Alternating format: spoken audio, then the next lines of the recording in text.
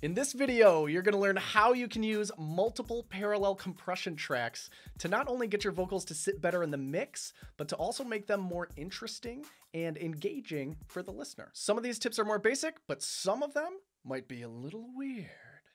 What is up? This is Jake with Musician on a Mission, where we give you actionable advice on how to make your music sound more professional. Parallel compression is a great way to get a nice upfront vocal sound, but sometimes just slapping a compressor on an aux channel doesn't quite get the job done. So I just wanted to share a few tips with you today to get you thinking about different and more interesting ways to use this technique. Tip number one is to use saturation. If you want your vocal to have a little bit more character or excitement or thickness, try adding some saturation to a parallel compressed track and blending it to taste. For example, here's a vocal clip with some basic parallel compression to help bring out the detail and the thickness of the vocal. I'm using an emulation of a distressor on the nuke setting, fastest attack, fastest release, and I've got the distortion 2 mode activated, which just adds some very subtle harmonic distortion. Here's the vocal in context, first without parallel compression and then with. Looking for the one that makes me breathless. Do you know what I mean? Looking for the one that makes me breathless. Do you know what I mean? I've got a second parallel compression track here labeled Grit with the same compression settings, but I've added some saturation with the AVOX Warm plugin from Antares just to add some more thickness and excitement to the vocal. It also increases the volume a little bit, which I'm okay with. Here's what the Grit channel sounds like in solo. Looking for the one that makes me breathless. Now here's what it sounds like in context, along with the original vocal and our first parallel compression channel. First without and then with.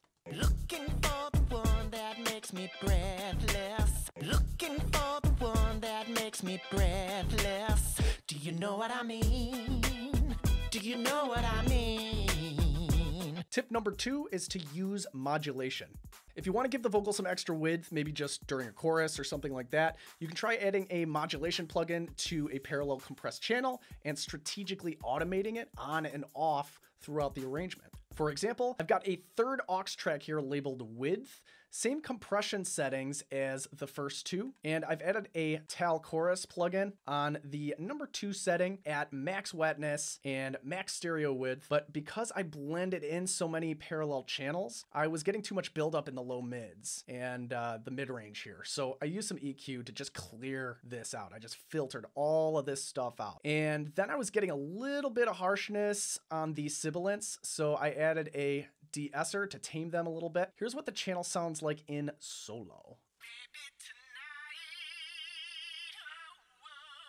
Now I've got this channel automated so it only kicks on during the chorus section of the song, just to make the vocal seem a little bit bigger and more interesting. So here's what it sounds like in context. It's very subtle, almost like it's more felt than heard. First without and then with. Maybe tonight, oh, oh. Maybe tonight, oh, oh. Maybe tonight, oh, oh. Now I'll just blend this track in a little bit more so you can really hear what's going on. Basically, I dial this in until I can barely hear it, and then I just back off a touch. Again, subtlety is the name of the game here. Maybe tonight, oh, oh. Maybe tonight, oh, oh.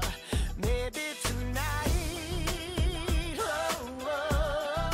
Maybe tonight, oh. Tip number 3 is to use pitch shifting. If you're looking for a way to make your vocal even more interesting, try shifting the pitch either up or down an octave on a parallel compressed track. For example, I've got yet another parallel compressed track here labeled Pitch. Same compression settings on the distressor. I've added the AVOX mutator plugin from Antares to bring the vocal up an octave, and I've also adjusted the throat length and the width, so it sounds a little bit more natural and less like one of Santa's elves. Then I've got our compressor next in the chain. Then I added some EQ to clear out the lows and the highs. I'm pulling out a lot of unwanted mid-range here because it was creating some buildup. Then I've got some de-essing again here to tame the sibilants. Here's what it sounds like in solo. Super fun. And again, just like the width channel, very subtle, more felt than heard type of situation again. I've got it automated to kick on during the chorus only. First without, and then with in context. Maybe tonight, oh, oh, maybe tonight, oh, oh. And a little bit more exaggerated here now, so you can really hear what's going on. Maybe tonight, oh, oh, maybe tonight, oh, oh, maybe tonight, oh, oh, maybe tonight, oh. Just a little bit of extra ear candy. If you use parallel compression in your mixes, drop some fire in the comments and let me know some of your best tips. And if you want to know the fastest way to produce music at a pro level, grow your audience, start making an income, join me for the free workshop. And as always, if you like this video, hit the like button, share it with your friends, and be sure to subscribe. Thanks for watching. I will see you in the next one.